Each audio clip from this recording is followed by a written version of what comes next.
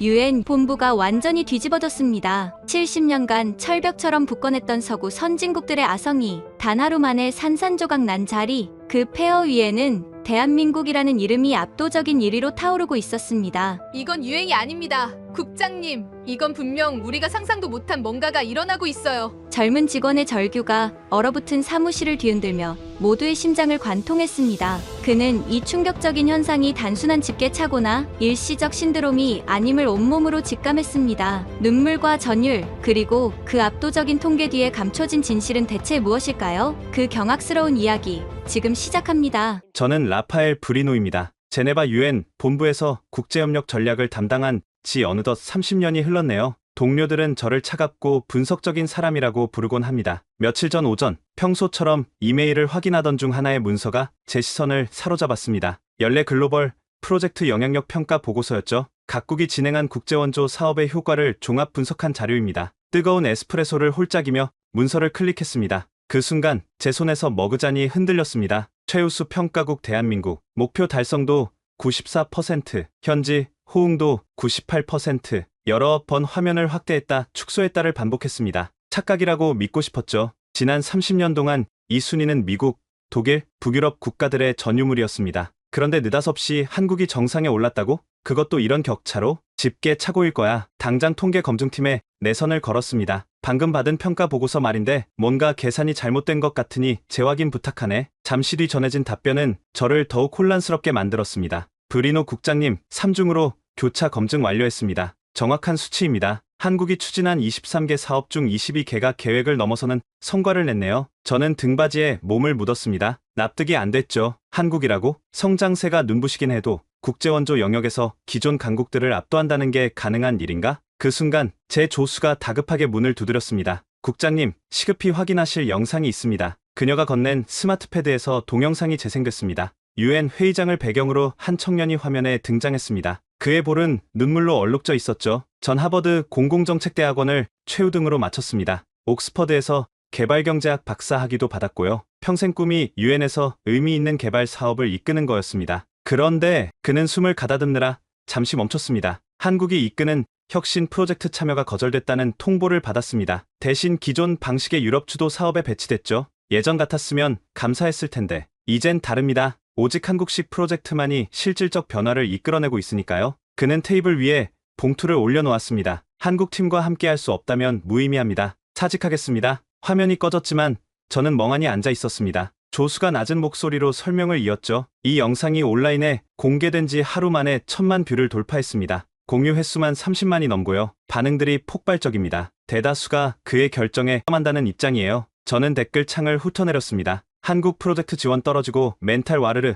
UN이 한국의 혁신 속도를 못 따라가는 게 진짜 문제. 국제협력의 미래는 워싱턴도 브뤼셀도 아닌 서울에 있다. 무슨 최면에 걸린 것 같았습니다. 저는 당장 비상회의를 소집했습니다. 회의장에 들어선 임원들의 표정이 하나같이 어두웠습니다. 특히 사업 운영 책임자는 안색이 창백했죠. 더 큰 문제가 있어요. 그가 목소리를 떨며 말했습니다. 여러 국가에서 진행 중인 사업을 중단하고 한국의 방법론을 전수받겠다고 요청했습니다. 독일과 프랑스조차도 말이죠. 터무니없는 소리야. 누군가 한숨을 뱉었습니다. 저는 손짓으로 조용히 하라고 신호했습니다. 흥분하지 말자. 이건 틀림없이 일시적 현상일 거야. 우연히 겹쳤거나 통계의 함정 같은 거지. 시간이 흐르면 틀렸습니다. 날카로운 목소리가 회의장을 울렸습니다. 구석에 앉아있던 젊은 전략가 카밀라였습니다. 32살의 차세대 인재죠. 실례지만 국장님께서 상황을 잘못 파악하고 계세요. 그녀의 눈동자는 확신으로 빛났습니다. 저는 피곤하게 숨을 내쉬며 그녀를 응시했죠. 카밀라, 자네까지 이 한국 신드롬에 빠진 건가? 신드롬이 아니에요.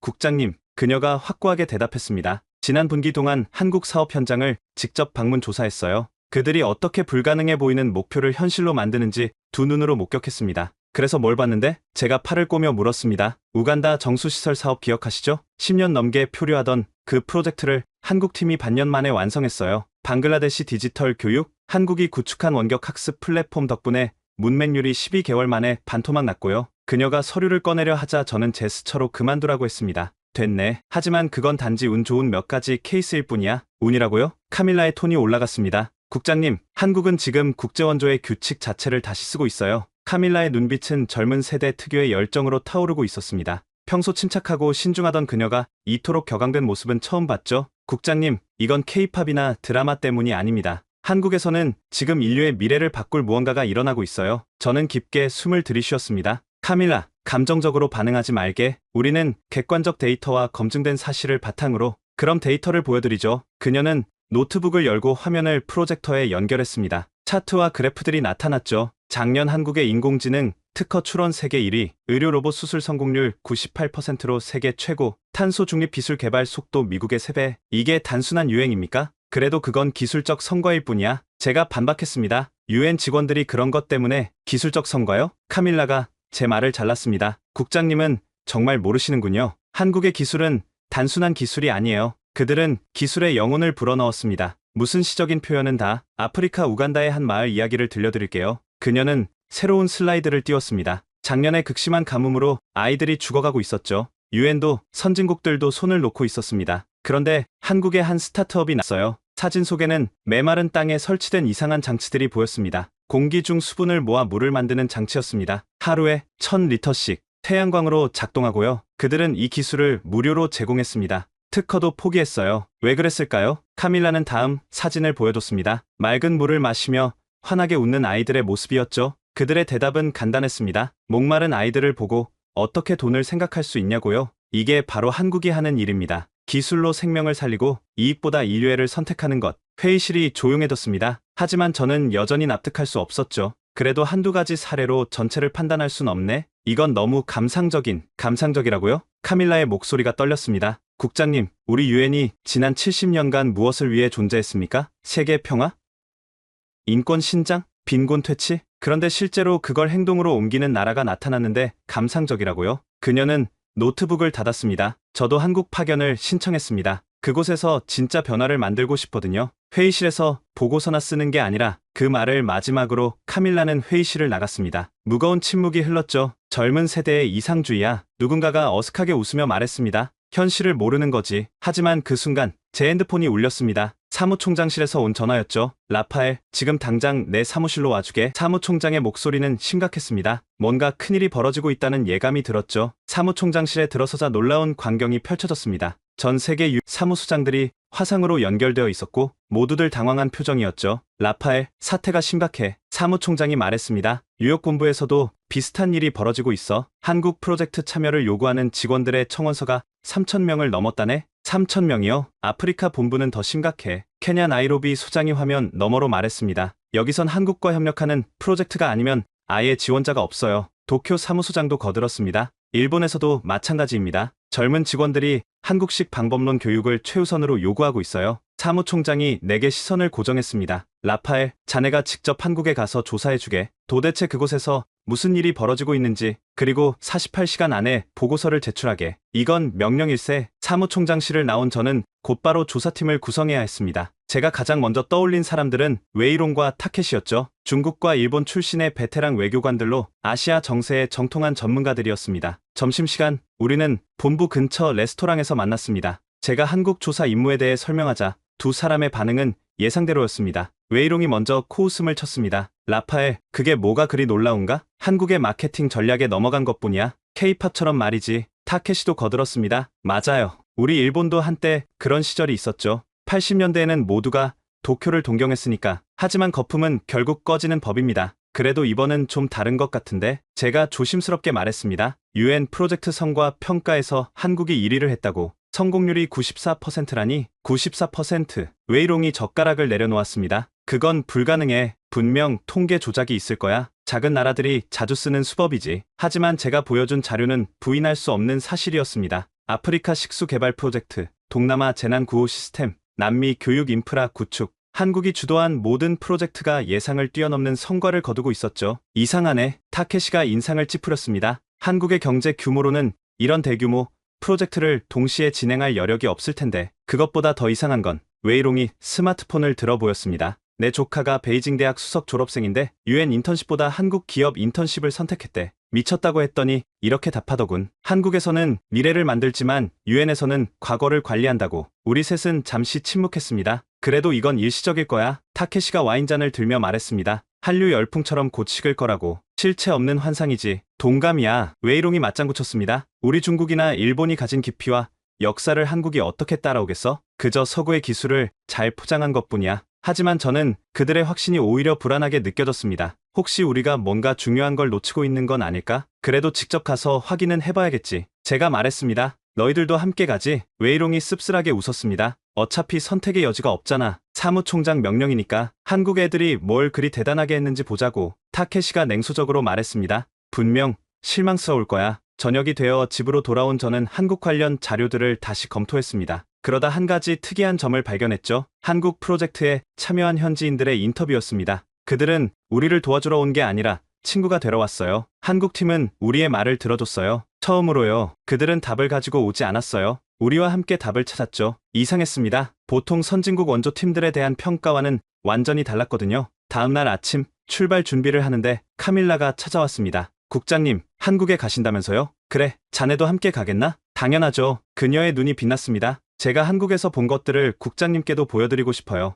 자네가 본 게 진실이길 바라네. 제가 한숨을 쉬며 말했습니다. 진실 이상일 거예요. 카밀라가 확신에 찬 목소리로 답했습니다. 한국은 우리가 잊고 있던 무언가를 다시 깨워주고 있거든요. 공항으로 향하는 차 안에서 저는 조사팀 명단을 다시 확인했습니다. 저와 카밀라, 웨이롱, 타케시, 그리고 데이터 분석 전문가 2명, 6명의 작은 팀이었지만 각자의 전문성은 확실했죠. 한국행 비행기가 이렇게 만석일 줄은 몰랐네. 웨이롱이 체크인 카운터의 긴 줄을 보며 중얼거렸습니다. 대부분이 UN 관계자들이에요. 카밀라가 설명했습니다. 한국 프로젝트를 직접 보려는 사람들이죠. 보안 검색대를 통과하면서 흥미로운 대화를 엿들었습니다. 앞에 서 있던 2명의 젊은 직원이 열띤 토론을 벌이고 있었죠. 한국이 어떻게 그런 성과를 낼 수 있는지 알아? 비결이 뭘까? 들은 얘기로는 현지인들을 진짜 파트너로 대한대. 가르치려 하지 않고 함께 배운다고. 그게 다야? 그런 건 우리도 할 수 있잖아. 아니야, 뭔가 더 있어. 한국 팀이 가는 곳마다 기적이 일어난다니까. 비행기에 탑승한 후 저는 창밖을 바라보며 생각에 잠겼습니다.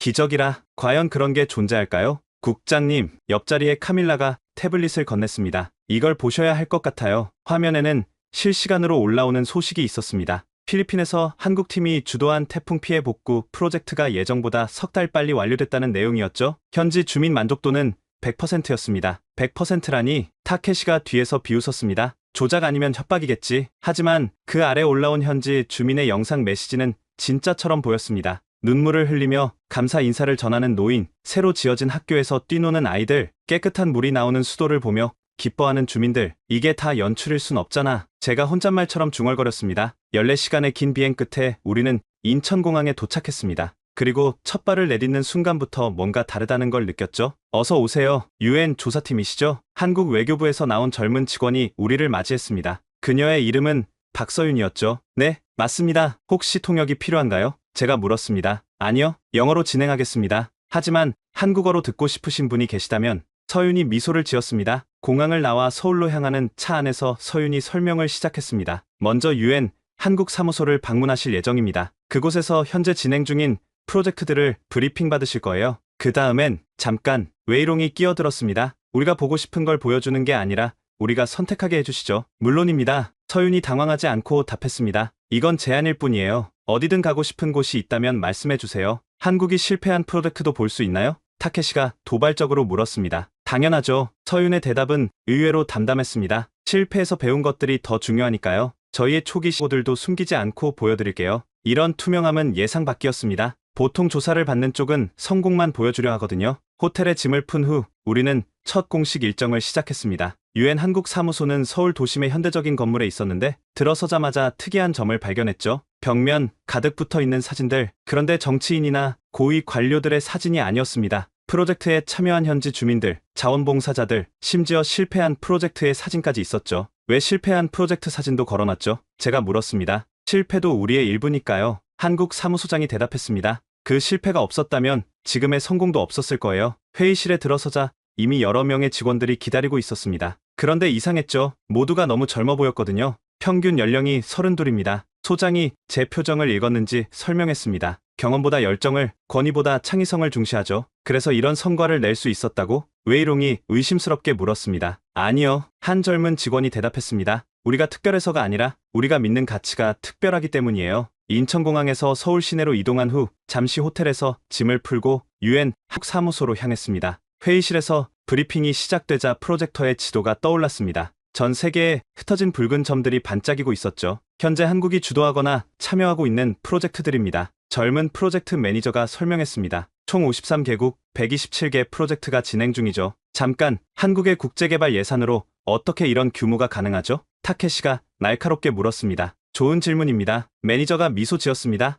비밀은 돈이 아니라 방법에 있거든요. 그가 클릭하자 새로운 슬라이드가 나타났습니다. 케냐의 한 마을 사진이었죠. 이곳은 나이로비에서 200km 떨어진 작은 마을입니다. 2년 전까지 식수 문제로 고통받고 있었죠. 다른 선진국들도 여러 번 시도했지만 실패했습니다. 우물을 파도 물이 나오지 않았거든요. 지질학적 문제군요. 웨이롱이 고개를 끄덕였습니다. 맞습니다. 그래서 우리는 다른 접근을 했어요. 우물을 파는 대신 현지 청년들에게 대기 중 수분을 포집하는 기술을 가르쳤습니다. 장비는 현지에서 구할 수 있는 재료로 만들 수 있게 설계했고요. 다음 사진은 젊은 케냐 청년들이 직접 만든 물 생산 장치 앞에서 환하게 웃는 모습이었습니다. 비용은 기존 방식의 10분의 1, 하지만 효과는 영구적입니다. 왜냐하면 이제 그들이 스스로 문제를 해결할 수 있으니까요. 기술 이전이라 타케시가 중얼거렸습니다. 하지만 그들이 제대로 관리할 수 있을까요? 그래서 우리는 떠나지 않습니다. 다른 직원이 대답했습니다. 온라인으로 계속 연결되어 있죠. 문제가 생기면 화상으로 함께 해결하고 개선 아이디어가 있으면 함께 발전시킵니다. 카밀라가 흥분된 표정으로 제게 속삭였습니다. 보세요, 국장님. 이게 제가 말한 거예요. 일회성 원조가 아니라 지속 가능한 파트너십. 하지만 웨이롱은 여전히 회의적이었습니다. 듣기엔 좋지만 실제 성과는 어떻습니까? 숫자로 보여줄 수 있나요? 물론입니다. 매니저가 새로운 차트를 띄웠습니다. 케냐 프로젝트만 봐도 시작 후 1년 만에 영아 사망률 70% 감소, 수인성 질병 85% 감소, 학교 출석률 120% 증가, 120%요? 제가 놀라서 물었습니다. 이웃 마을 아이들까지 오기 시작했거든요. 그가 웃으며 답했습니다. 깨끗한 물이 있는 곳에 사람이 모이는 법이죠. 브리핑이 계속되면서 저는 점점 더 혼란스러워졌습니다. 이들의 접근법은 우리가 지난 수십 년간 해온 것과는 완전히 달랐거든요. 방글라데시 교육 프로젝트를 보시죠. 새로운 발표자가 나섰습니다. 우리는 학교를 짓는 대신 스마트폰 앱을 만들었습니다. 앱이요? 타케시가 코웃음 쳤습니다. 그런 가난한 지역에 스마트폰이 있을까요? 있습니다. 마을에 한두 개씩은 꼭 있어요. 그래서 우리는 오프라인에서도 작동하고 여러 명이 함께 쓸 수 있는 교육 앱을 개발했죠. 내용은 현지 교사들과 함께 만들었고요. 화면에 나타난 통계는 놀라웠습니다. 앱 출시 6개월 만에 10만 명이 사용, 문맹률 30% 감소, 비용은 학교 한 채 짓는 것에 100분의 1도 안 들었습니다. 발표자가 덧붙였습니다. 잠시 휴식 시간을 가졌을 때 저는 복도로 나와 창밖을 바라봤습니다. 서울의 스카이라인이 한눈에 들어왔죠. 고층 빌딩들 사이로 전통 건물들이 조화롭게 어우러져 있었습니다. 혼란스러우신가요? 서윤이 다가와 물었습니다. 솔직히 그렇습니다. 제가 인정했습니다. 우리가 지금까지 해온 방식이 틀렸던 걸까요? 틀렸다기보다는 서윤이 조심스럽게 말했습니다. 시대가 변했는데 방법은 그대로였던 거죠. 한국은 후발주자였기에 오히려 새로운 시도를 할 수 있었어요. 하지만 이런 성공이 계속될 수 있을까요? 그건 저희도 모르죠. 서윤이 솔직하게 답했습니다. 하지만 적어도 지금은 사람들에게 희망을 주고 있잖아요. 회의실로 돌아가는 길에 저는 벽에 걸린 한 문구를 발견했습니다. 우리는 가르치러 가는 것이 아니라 배우러 갑니다. 단순한 문구였지만 왠지 가슴 깊은 곳을 건드리는 무언가가 있었습니다. 오후 세션은 더욱 심도 있는 내용으로 진행되었습니다. 이번엔 실제 프로젝트에 참여했던 현장 팀장들이 직접 나와 경험을 공유했죠. 저는 김태준입니다. 인도네시아 쓰나미 복구 프로젝트를 담당했습니다. 30대 중반의 남자가 발표를 시작했습니다. 처음 현장에 도착했을 때 절망적이었습니다. 모든 게 파괴됐고 사람들은 희망을 잃은 상태였죠. 화면에 당시 참상이 담긴 사진들이 나타났습니다. 무너진 집들, 흙탕물, 망연자실한 표정의 주민들, 다른 국제 구호팀들은 천막과 구호물자를 나눠주고 있었습니다. 당연히 필요한 일이죠. 하지만 우리는 다른 걸 시작했습니다. 뭘 했죠? 웨이롱이 물었습니다. 마을 회의를 열었습니다. 태준이 답했습니다. 주민들에게 물었죠. 무엇이 가장 필요하냐고. 당신들이 원하는 마을의 미래는 무엇이냐고. 타케시가 비웃었습니다. 재난 상황에서 그런 한가한 짓을? 한가한 게 아니었어요. 태준의 목소리가 단호해졌습니다. 그들은 단순히 도움을 받는 대상이 아니라 자신들의 삶을 재건할 주체였으니까요. 다음 슬라이드는 주민들과 한국팀이 함께 그린 마을 설계도였습니다. 단순한 그림이었지만 거기엔 꿈이 담겨 있었죠. 주민들이 원한 건 학교였습니다. 아이들이 다시 공부할 수 있는 곳. 그래서 우리는 임시 천막 학교부터 만들기 시작했죠. 주민들과 함께 이어진 사진들은 놀라운 변화를 보여줬습니다. 처음엔 작은 천막이었던 것이 점차 제대로 된 건물로 변해갔고 아이들의 표정도 밝아졌죠. 6개월 후 그 마을은 주변에서 가장 빨리 복구된 곳이 되었습니다. 왜일까요? 우리가 더 많은 돈을 썼을까요? 아닙니다. 주민들이 스스로 일어섰기 때문입니다. 감동적인 이야기지만 웨이롱이 끼어들었습니다. 모든 프로젝트가 이렇게 성공적일 순 없잖아요. 실패 사례도 있을 텐데. 물론입니다. 태준이 고개를 끄덕였습니다. 실패도 많았어요. 보여드리죠. 그가 클릭하자 실패라는 큰 글씨가 화면에 떴습니다. 그리고 그 아래 여러 프로젝트들의 이름이 나열되었죠. 몽골 사막화 방지 프로젝트. 첫 시도는 완전히 실패했습니다. 우리가 가져간 나무들이 다 죽었거든요. 현지 기후를 제대로 이해하지 못했던 거죠. 그래서 포기했나요? 카밀라가 물었습니다. 아니요, 배웠죠. 태준이 미소 지었습니다. 현지 노인들에게 물었습니다. 예전엔 어떤 식물이 자랐는지. 그들의 지혜와 우리의 기술을 결합했더니 두 번째 시도는 성공했습니다. 발표가 끝난 후 우리는 실제 프로젝트 운영실을 견학했습니다. 거대한 스크린에는 실시간으로 전 세계 프로젝트 현황이 표시되고 있었죠. 이게 다 실시간인가요? 제가 물었습니다. 네, 현장 팀들이 매일 업데이트합니다. 운영실장이 설명했습니다. 문제가 생기면 즉시 화상회의로 연결하고 필요하면 다른 지역의 경험을 공유하죠. 바로 그때 알람이 울렸습니다. 스크린의 한 부분이 빨간색으로 변했죠. 페루에서 문제가 생겼네요. 운영실장이 즉시 연결을 시도했습니다. 화면에 페루 현장 팀장이 나타났습니다. 물정화 시설에 기술적 문제가 발생했습니다. 현지 기술로는 해결이 어려워요. 잠시만요. 운영실장이 다른 화면을 열었습니다. 비슷한 문제를 케냐 팀이 해결한 적이 있네요. 지금 연결해드릴게요. 순식간에 세 지역이 화상으로 연결되었습니다. 서울, 페루, 케냐 팀이 자신들의 해결 방법을 설명하기 시작했죠. 이게 바로 우리의 힘입니다. 운영실장이 제게 말했습니다. 혼자가 아니라 함께, 경쟁이 아니라 협력. 저녁 식사 자리에서 타케시가 갑자기 불편한 질문을 던졌습니다. 이 모든 게 너무 완벽해 보이는데 혹시 보여주기용 아닌가요? 한국 팀장들이 서로를 바라봤습니다. 그리고 한 사람이 대답했죠. 완벽하지 않아요. 매일 실수하고 매일 배웁니다. 다만 우리는 실수를 숨기지 않을 뿐이죠. 왜요? 웨이롱이 물었습니다. 실수를 숨기면 다른 사람도 같은 실수를 하거든요. 우리의 실패가 누군가의 성공이 될 수 있다면 기꺼이 공유해야죠. 식사가 끝날 무렵 타케시가 갑자기 얼굴을 찡그렸습니다. 괜찮으세요? 서윤이 걱정스럽게 물었습니다. 네, 그냥 좀 어지러워서. 타케시가 일어서려다 갑자기 쓰러졌습니다. 타케시가 쓰러지는 순간부터 우리는 한국 의료 시스템의 진짜 실력을 목격하게 됩니다. 식당은 순식간에 아수라장이 되었습니다. 그의 얼굴은 창백했고 식은땀이 비 오듯 흐르고 있었죠. 타케시, 웨이롱이 그를 붙잡았습니다. 정신 차려, 대답 좀 해봐. 타케시의 입술이 파랗게 변하기 시작했습니다. 숨소리도 거칠어졌죠. 제가 즉시 그의 맥박을 확인했습니다. 너무 약하고 불규칙했습니다. 맥박이 이상해요. 빨리 구급차를. 서윤이 이미 핸드폰을 꺼내 119에 전화를 걸고 있었습니다. 그녀의 대응은 놀라울 정도로 침착했죠. 응급 환자입니다. 강남구 테헤랄로 한국 UN 사무소 건물. 50대 남성. 의식 저하, 섬액 증상, 입술 청색증. 즉시 출동해주세요. 그녀는 전화를 끊지 않고 계속 지시를 받았습니다. 네, 환자를 평평한 곳에 눕히겠습니다. 넥타이 풀었습니다. 기도 확보했습니다. 주변의 한국 직원들이 일사불란하게 움직였습니다. 누군가는 의자들을 치우고 누군가는 물수건을 가져왔죠. 한 직원은 자동제세동기를 들고 뛰어왔습니다. AED 가져왔습니다. 아직은 필요 없을 것 같아요. 서윤이 타케시의 상태를 확인하며 말했습니다. 하지만 대기시켜주세요. 불과 3분, 정말 3분 만에 구급차 사이렌 소리가 들렸습니다. 구급대원들이 들것을 들고 뛰어 들어왔죠. 환자 상태 브리핑 부탁드립니다. 구급대원이 전문적으로 물었습니다. 서윤이 정확하게 보고했습니다. 53세 일본인 남성, 식사 중 갑작스런 어지럼증 호소 후 의식 저하, 발생 시각 오후 9시 15분, 현재 의식 레벨 혼미, 자극의 일부 반응. 구급대원들이 신속하게 타케시를 들것에 옮겼습니다. 한 대원은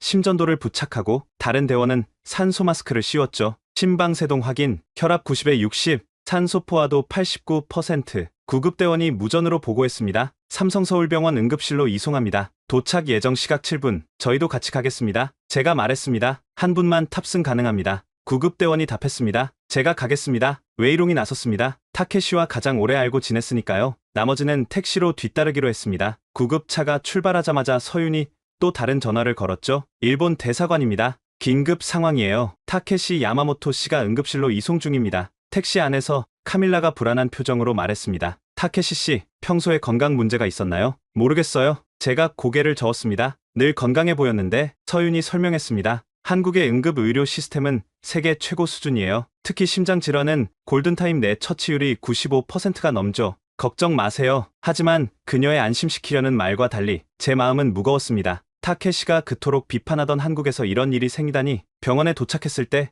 응급실 입구는 이미 의료진이 대기하고 있었습니다. 구급차 문이 열리자마자 그들이 타케시를 인계받았죠. 환자 인계합니다. 53세 남성, 심방세동, 혈압 저하, 의식 저하. 구급대원이 빠르게 보고했습니다. 알겠습니다. 응급실 A구역으로 의사가 지시했습니다. 우리는 황급히 뒤를 따랐습니다. 응급실은 체계적으로 움직이고 있었죠. 간호사들은 각자의 역할을 정확히 알고 있었고 의사들은 신속하게 진단을 시작했습니다. 심전도 이상, V1에서 V4까지 상승. 한 간호사가 외쳤습니다. 혈액 검사 스탯, 트로포닌, CKMB, BNP 포함. 의사가 지시했습니다. 영상의학과 연락, 긴급 CT 준비. 그때 일본 대사관 직원이 도착했습니다. 혼다 영사입니다. 타케시 상태는 어떻습니까? 담당 의사가 잠시 나와 설명했습니다. 현재 급성 관상동맥 증후군 의심됩니다. 추가 검사 중이고 상황에 따라 긴급 시술이 필요할 수 있습니다. 일본으로 이송은? 혼다 영사가 물었습니다. 의사가 단호하게 고개를 저었습니다. 불가능합니다. 환자 상태가 매우 불안정해요. 비행기를 타는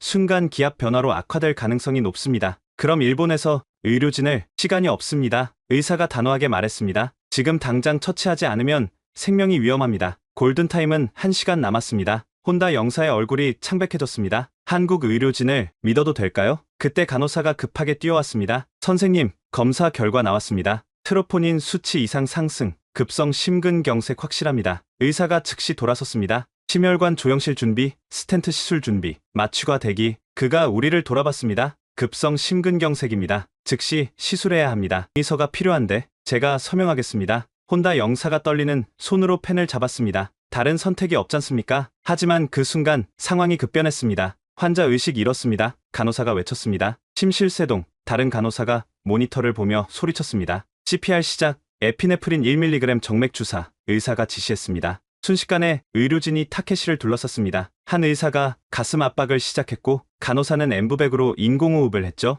제세동기, 200줄, 차징, 클리어. 전기 충격과 함께 타케시의 몸이 튀어 올랐습니다. 모니터를 주시하던 간호사가 외쳤습니다. 아직 심실세동입니다. 360줄로 올려. 에피네프린 한 번 더. 우리는 유리문 밖에서 이 모든 걸 지켜봐야 했습니다. 웨이롱은 주먹을 꽉 쥐고 있었고 카밀라는 눈물을 흘리고 있었죠. 제발. 카밀라가 중얼거렸습니다. 제발 살아나세요. 두 번째 제세동, 세 번째 제세동. 의료진의 이마에 땀이 흐르기 시작했습니다. 네 번째 충격 후 마침내 다른 반응이 나타났습니다. 동일동 회복. 간호사가 외쳤습니다. 심박수 정상화되고 있어요. 의료진 모두가 안도의 한숨을 내쉬었습니다. 하지만 아직 끝이 아니었죠. 하지만 대동맥 박리가 발견됐습니다. 의사가 CT 결과를 보며 말했습니다. 이건 수술이 필요합니다. 심장외과, 호출. 상황이 생각보다 훨씬 심각했습니다. 심근경색에 대동맥 박리까지. 2중, 3중의 위기였죠. 심장외과 과장이 도착했습니다. 그는 영상을 보자마자 표정이 굳어졌죠. 스탠포드 A형 대동맥 박리, 상행 대동맥까지 진행됐네요. 즉시 수술해야 합니다. 생존 가능성은?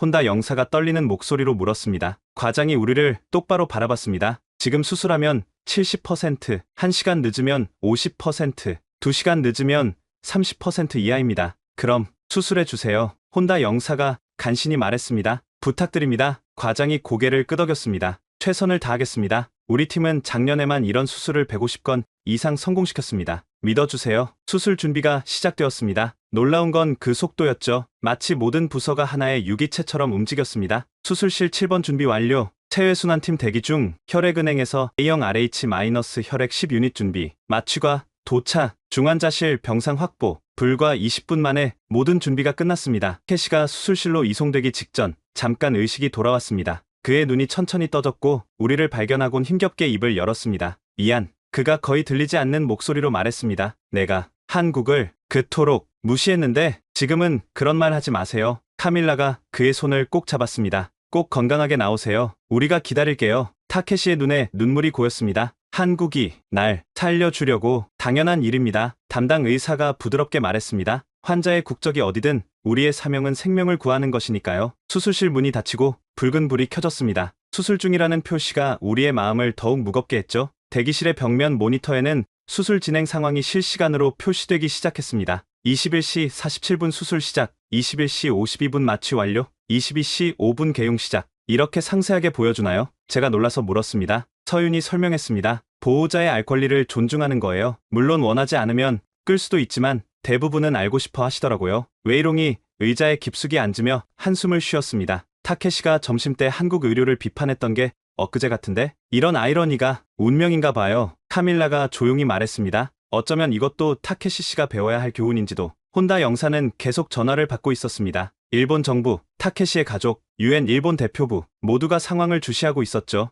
네, 한국 의료진이 최선을 다하고 있습니다. 그가 일본어로 보고했습니다. 네, 저도 놀랐습니다. 이렇게 신속하고 체계적일 줄은. 밤 10시 30분 모니터에 새로운 메시지가 떴습니다. 체외순환 시작. 서윤이 설명했습니다. 이제 심장을 멈추고 수술하는 거예요. 인공 심폐기가 대신 혈액을 순환시키죠. 그 순간 한 간호사가 대기실로 나왔습니다. 혈액이 부족할 수 있다고 합니다. A형 RH-가 희귀 혈액형이라 저도 A형 RH-입니다. 웨이롱이 즉시 일어났습니다. 헌혈하겠습니다. 간호사가 놀란 표정을 지었습니다. 정말이세요? 잠깐만요. 바로 확인하겠습니다. 그녀가 전화를 걸더니 곧 다시 돌아왔습니다. 혈액원으로 안내하겠습니다. 정말 감사합니다. 웨이롱이 떠나고 우리는 계속 기다렸습니다. 시간이 정말 더디게 흘렀죠. 밤 11시 병원 곳곳에서 놀라운 일이 벌어지기 시작했습니다. 병원 전체에 긴급 헌혈 요청이 나갔고 희귀 혈액형 보유자들이 하나둘 모여들기 시작했습니다. 한 무리의 의료진이 대기실 앞을 지나가다 멈췄습니다. 타케시 씨 보호자분들이신가요? 네, 맞습니다. 제가 대답했습니다. 저희도 A형 RH-예요.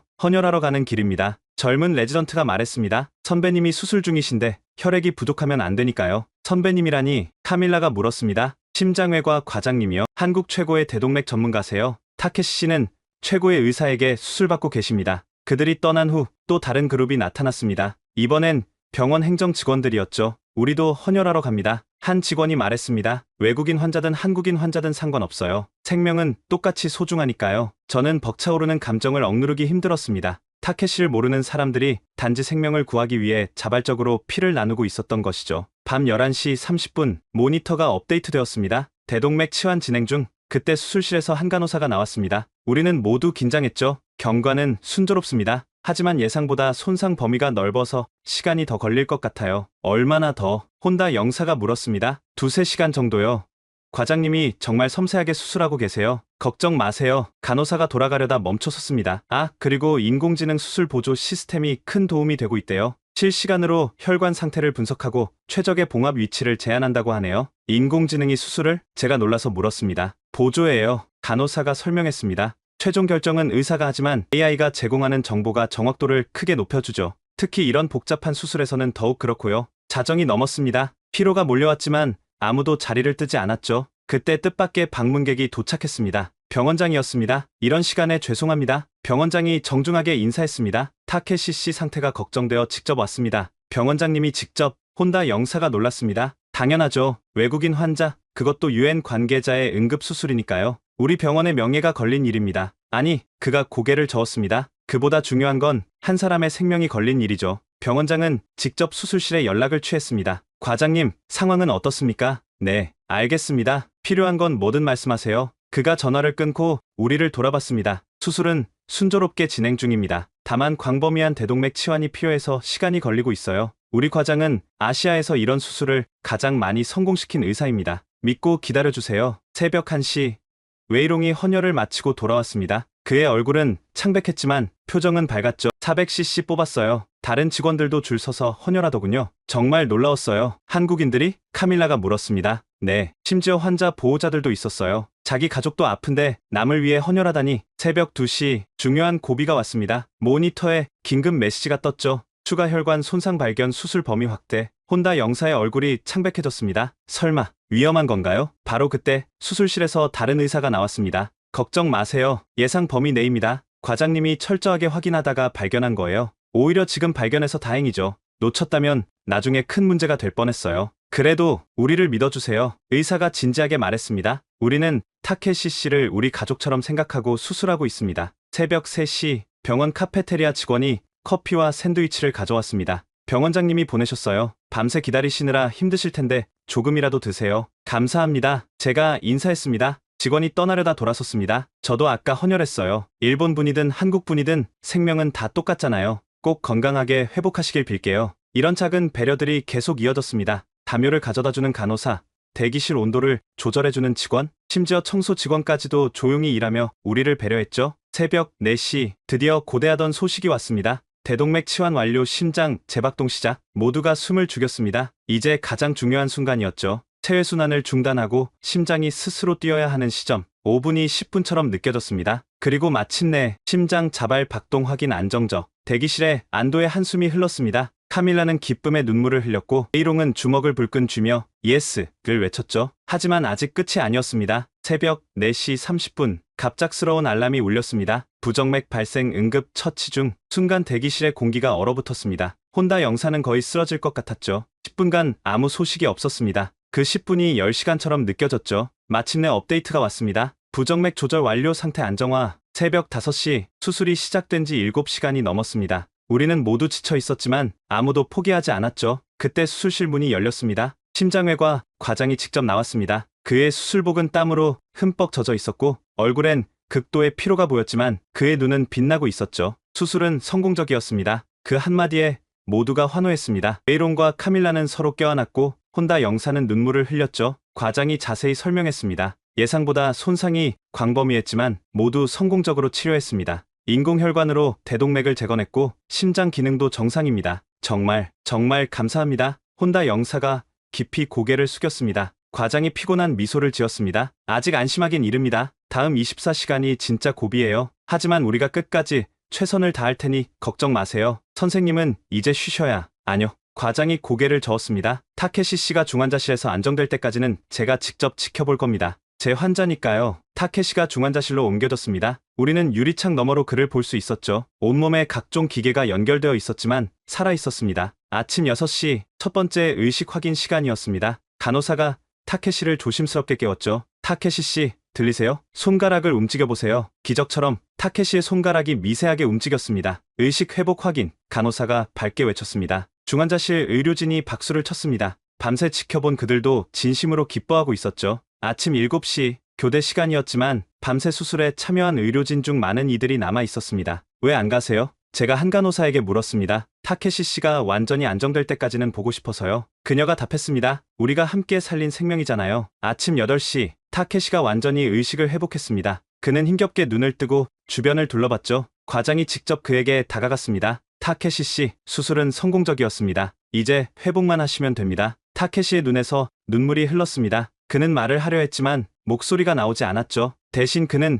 과장의 손을 약하게 잡았습니다. 과장이 그의 손을 꼭 잡아주며 말했습니다. 말하지 마세요. 다 알고 있습니다. 건강하게 회복하는 것, 그것만이 우리에게 필요한 감사 인사입니다. 타케시가 회복되면서 병실 분위기도 밝아졌습니다. 그는 이제 혼자서 앉아 있을 수 있을 정도로 호전되었죠. 그리고 그 시간 우리는 깊은 대화를 나눴습니다. 라파엘, 타케시가 천천히 말을 시작했습니다. 제가 얼마나 어리석었는지 이제야 깨달았어요. 무슨 말씀이신지 제가 조심스럽게 물었습니다. 한국을 무시하고 깎아내렸죠. 작은 나라의 허세라고, 거품이라고. 하지만 그의 목소리가 떨렸습니다. 그들이 보여준 건 진정한 인간애였어요. 웨이롱도 고개를 숙였습니다. 나도 마찬가지야. 중국의 자존심 때문에 한국의 성과를 인정하고 싶지 않았어. 하지만 이제 봤잖아. 그들이 가진 진짜 힘을. 카밀라가 부드럽게 말했습니다. 그게 제가 처음부터 말하고 싶었던 거예요. 한국의 진짜 힘은 기술이나 돈이 아니라 사람을 대하는 마음이라고. 타케시가 창밖을 바라봤습니다. 수술 전에 잠깐 의식이 돌아왔을 때 의료진이 하는 말을 들었어요.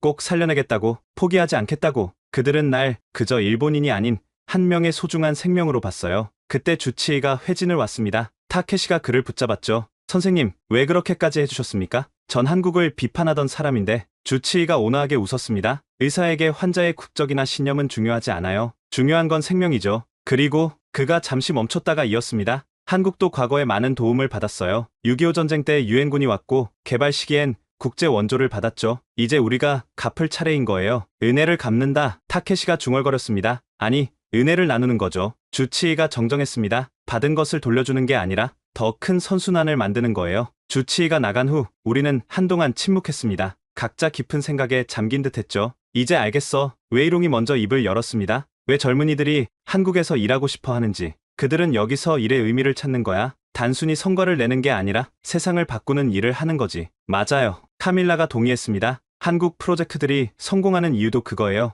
숫자와 보고서가 아니라 사람과 마음을 움직이니까. 타케시가 갑자기 웃음을 터뜨렸습니다. 우리가 놀라서 쳐다보자 그가 설명했죠. 쑤어서요. 제가 그토록 자랑스러워했던 일본의 오모테나시 정신, 최고의 환대 정신이라고 믿었는데 한국에서 진짜 오모테나시를 경험하고 있네요. 오후에는 뜻밖의 방문객들이 찾아왔습니다. 한국 유엔 사무소 직원들이었죠. 그들은 과일 바구니와 함께 타케시의 빠른 쾌유를 빌었습니다. 우리를 그렇게 비판하셨는데도 오셨네요. 타케시가 미안한 듯 말했습니다. 한 직원이 밝게 웃었습니다. 비판도 발전의 기회죠. 오히려 감사해요. 덕분에 우리도 부족한 점을 돌아볼 수 있었거든요. 또 다른 직원이 덧붙였습니다. 그리고 타케시 선생님의 비판이 완전히 틀린 건 아니었어요. 우리도 실수가 많고 배울 게 많죠. 다만 우리는 계속 노력하고 있을 뿐이에요. 이런 겸손함이 오히려 더 인상적이었습니다. 그들은 자만하지 않고 끊임없이 성장하려 했죠. 저녁이 되자 타케시가 중요한 결정을 발표했습니다. 라파엘, 보고서에 제 이야기를 꼭 써두세요. 한국을 가장 비판했던 제가 한국에 의해 생명을 구했다는 사실을. 그리고 그가 깊게 숨을 들이쉬었습니다. 제가 얼마나 틀렸는지도요. 타케시, 웨이롱이 그의 손을 잡았습니다. 부끄럽지만 인정해야 해요. 타케시가 단호하게 말했습니다. 우리가 가진 편견이 얼마나 어리석은지, 진정한 가치를 못 보게 만드는지. 그날 밤, 저는 호텔로 돌아와 보고서를 쓰기 시작했습니다.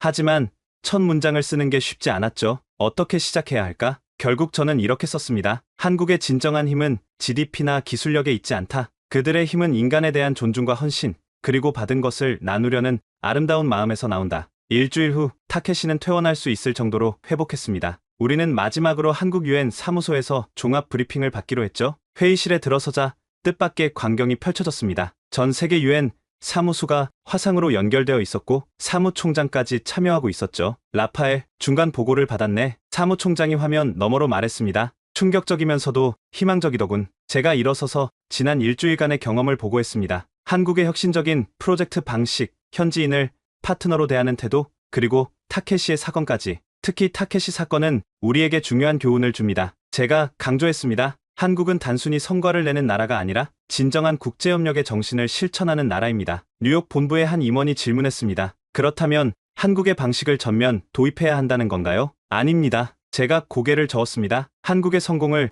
그대로 복사할 순 없어요. 하지만 그들의 정신은 배워야 합니다. 겸손함, 현지에 대한 존중, 그리고 진정성 말이죠. 타케시가 손을 들었습니다. 제가 한마디 해도 될까요? 사무총장이 고개를 끄덕였습니다. 타케시가 일어섰습니다. 아직 완전하진 않았지만 그의 목소리는 확고했죠. 저는 한국을 가장 비판했던 사람입니다. 그들의 성과를 운이라고, 거품이라고 폄하했죠. 하지만 그가 잠시 멈췄다가 이었습니다. 제 생명을 구한 건 한국의 의료진이었고 제게 진정한 인간애를 보여준 것도 한국이었습니다. 우리는 너무 오랫동안 서구 중심적 사고에 갇혀 있었어요. 이제 눈을 뜨고 배워야 합니다. 회의실이 조용해졌습니다. 화면 속 참가자들도 진지한 표정이었죠. 웨이롱도 발언을 요청했습니다. 중국인으로서 인정하기 쉽지 않지만 한국이 보여준 길이 맞습니다. 경쟁이 아닌 협력, 가르침이 아닌 배움, 원조가 아닌 파트너십. 이게 미래예요. 사무총장이 깊게 고개를 끄덕였습니다. 라파엘, 최종 보고서를 기대하겠네. 그리고 한국과의 전면적 협력 방안을 검토해주게. 회의가 끝난 후 한국 사무소장이 우리에게 다가왔습니다. 이제 정말 파트너가 된 것 같네요. 파트너라. 제가 그 단어를 음미했습니다. 한국이 가장 중시하는 개념이죠. 맞습니다. 우리는 누구보다 위에 있으려 하지 않아요. 함께 가려고 하죠. 빠르게 가려면 혼자 가고 멀리 가려면 함께 가라는 아프리카 속담처럼요. 공항으로 향하는 길, 우리는 마지막으로 서울 시내를 둘러봤습니다. 고층 빌딩과 전통 가옥이 조화를 이룬 풍경이 이제는 다르게 보였죠. 이 도시처럼이야. 카밀라가 말했습니다. 과거와 현재, 전통과 혁신이 공존하는 것. 그게 한국의 힘인 것 같아요. 인천공항에서 작별 인사를 나눴습니다. 서윤이 우리에게 작은 선물을 건넸죠. 한국 전통 매듭이에요. 각각 다른 실이 모여 하나의 아름다운 무늬를 만들죠. 우리의 협력도 그랬으면 좋겠어요. 타케시가 서윤의 손을 잡았습니다. 생명의 은인들에게 어떻게 감사를 표해야 할지. 감사는 행동으로 보여주세요. 서윤이 미소 지었습니다. 일본에서도 한국처럼, 아니 한국보다 더 훌륭한 프로젝트를 만드세요. 그게 진짜 감사예요. 비행기에 오르기 전 저는 뛰어봤습니다. 한국이라는 나라가 이제는 완전히 다르게 느껴졌죠. 기내에서 저는 최종 보고서를 완성했습니다. 마지막 문단은 이렇게 썼죠. 한국은 우리에게 잊고 있던 진실을 일깨워줬다. 국제협력의 본질은 우월함의 과시가 아니라 겸손한 나눔이며 일방적 시혜가 아니라 상호 성장이다. 유엔이 진정으로 세계 평화와 번영에 기여하려면 한국이 보여준 길을 깊이 연구하고 수용해야 한다. 그들은 작은 나라가 아니라 큰 마음을 가진 나라다. 제네바에 도착한 후 저는 즉시 사무총장실로 향했습니다. 보고서를 제출하며 말했죠. 이 보고서가 단순한 문서가 아니라 변화의 시작이 되길 바랍니다. 사무총장이 보고서를 훑어보더니 고개를 들었습니다. 라파엘, 자네가 이렇게 변할 줄은 몰랐네. 저도 몰랐습니다. 제가 솔직하게 답했습니다. 하지만 이제 알았죠. 변화를 거부하면 미래도 없다는 거요. 보고서가 공개되자 유엔 내부는 큰 파장이 일었습니다. 한국의 교훈 겸손한 협력의 힘이라는 제목의 보고서는 하루 만에 조회수 100만을 기록했죠. 각국 대표부에서 연락이 쇄도했습니다. 독일 대사가 먼저 전화를 걸어왔죠. 라파엘, 우리도 한국식 접근법을 도입하고 싶네. 조언을 구할 수 있을까? 프랑스, 영국, 심지어 미국까지도 비슷한 요청을 해왔습니다. 하지만 가장 놀라운 건 개발도상국들의 반응이었죠. 드디어 우리의 목소리를 들어주는 방식이 나왔어요. 케냐 대표가 감격스럽게 말했습니다. 파트너로 대해주는 것, 그게 우리가 원했던 전부예요. 한 달 후 유엔 총회에서 특별 세션이 열렸습니다. 새로운 국제협력 패러다임이 주제였죠. 저는 기조 발표자로 초청받았습니다. 단상에 오른 저는 타케시의 사진을 먼저 보여줬습니다. 병상에서 한국 의료진과 함께 찍은 사진이었죠. 이 사진이 모든 걸 말해줍니다. 제가 시작했습니다. 국적도, 과거의 갈등도 중요하지 않았어요. 중요한 건 인간에 대한 존중과 생명에 대한 책임이었죠. 청중들이 주목하는 가운데 저는 이어갔습니다. 한국은 우리에게 3가지를 가르쳤습니다. 첫째, 기술은 도구일 뿐 목적이 아니라는 것. 둘째, 현지인은 수혜자가 아니라 파트너라는 것. 셋째, 받은 도움을 갚는 게 아니라 나누는 것이 진정한 선순환이라는 것. 발표가 끝나자 기립박수가 터져 나왔습니다. 타케시도 일어서서 박수를 쳤죠. 그는 이제 완전히 회복해서 일본 대표단과 함께 참석했습니다. 휴식 시간에 카밀라가 다가왔습니다. 국장님, 보세요. 그녀가 태블릿을 보여줬죠. 한국 협력 프로젝트 신청이 벌써 200개가 넘었어요. 이제 시작이군요. 제가 미소 지었습니다. 오후 세션에서는 구체적인 실행 계획이 논의되었습니다. 글로벌 파트너십 이니셔티브라는 이름으로 한국의 방법론을 전 세계에 확산시키기로 했죠. 한국 대표가 일어서서 말했습니다. 우리의 경험을 나누게 되어 영광입니다. 하지만 강조하고 싶은 것은 이건 한국만의 방식이 아니라는 거예요. 모든 나라가 자신만의 방식으로 발전시킬 수 있고 또 그래야 합니다. 웨이롱이 손을 들었습니다. 중국도 적극 참여하겠습니다. 경쟁보다 협력이 더 큰 성과를 낸다는 걸 한국이 증명했으니까요. 타케시도 발언했습니다. 일본은 기술 공유 플랫폼을 만들어 제공하겠습니다. 한국이 저에게 베푼 것처럼 조건 없이 나누겠습니다. 회의가 끝날 무렵 사무총장이 총평을 했습니다. 오늘은 유엔 역사의 새로운 장을 연 날입니다. 우리는 한국이라는 작은 나라에서 큰 지혜를 배웠죠. 이제 그 지혜를 실천할 때입니다. 저녁 리셉션에서 많은 사람들이 제게 다가와 감사를 표했습니다. 하지만 저는 고개를 저었죠. 감사는 한국에게 하세요. 그들이 길을 보여줬으니까요. 저는 그저 본 것을 전했을 뿐입니다. 한국 대사가 다가와 악수를 청했습니다. 라파엘 국장님, 편견 없이 봐주셔서 감사합니다. 오히려 제가 감사하죠. 제가 진심으로 답했습니다. 한국 덕분에 저도 더 나은 사람이 됐으니까요. 파티가 끝날 무렵 저는 발코니로 나가 제네바의 야경을 바라봤습니다. 카밀라가 옆으로 다가왔죠. 국장님, 정말 많이 변하셨어요. 그래야 했으니까 제가 답했습니다. 변하지 않으면 도태되는 법이죠. 이제 어떻게 되는 거죠? 저는 하늘을 올아봤습니다. 새로운 시대가 시작되는 거겠죠. 서구가 주도하던 시대에서 모두가 함께 만들어가는 시대로 한국이 그 길을 열었고 이제 우리 모두가 그 길을 걸어가는 거예요. 그날 밤 저는 일기를 썼습니다. 한국이라는 나라를 제대로 알기 전 나는 얼마나 오만했던가. 하지만 그들은 내 오만을 탓하지 않고 진실을 보여줬다. 이제 나의 사명은 분명하다. 그들이 심은 변화의 씨앗을 전 세계에 퍼뜨리는 것. 그것이 내가 할 수 있는 최소한의 보답이다. 라파엘의 보고서는 유엔 역사의 전환점이 되었습니다. 한국이 보여준 길은 단순한 성공 사례가 아니라 인류가 함께 나아갈 방향을 제시한 나침반이었죠. 타케시는 완전히 회복한 후 일본으로 돌아가 한일 협력 프로젝트를 주도했고 웨이롱은 중국에서 겸손한 협력 운동을 시작했습니다. 카밀라는 한국에 파견되어 새로운 프로젝트들을 이끌었고요. 그리고 라파엘은 은퇴할 때까지 전 세계를 다니며 한국에서 배운 교훈을 전파했습니다. 작은 나라가 보여준 큰 마음, 그것이 어떻게 세계를 바꿀 수 있는지를 증언하면서 말이죠. 변화는 편견을 버리는 순간 시작됩니다. 우리가 서로를 경쟁자가 아닌 파트너로 볼 때 비로소 진정한 발전이 가능하죠. 이 이야기를 통해 우리도 생각해봅니다. 내가 가진 편견은 무엇인가? 나는 진정으로 열린 마음으로 타인을 대하고 있는가? 한국이 세계에 던진 메시지는 단순합니다. 함께 가자, 더 멀리 가자, 그리고 서로를 존중하자. 지금까지 유엔을 뒤흔든 한국의 기적, 그 놀라운 여정을 들려드렸습니다. 좋아요와 구독, 그리고 공유 부탁드립니다. 특히 이 이야기가 더 많은 사람들에게 희망과 영감을 줄 수 있도록 널리 공유해주세요. 감사합니다.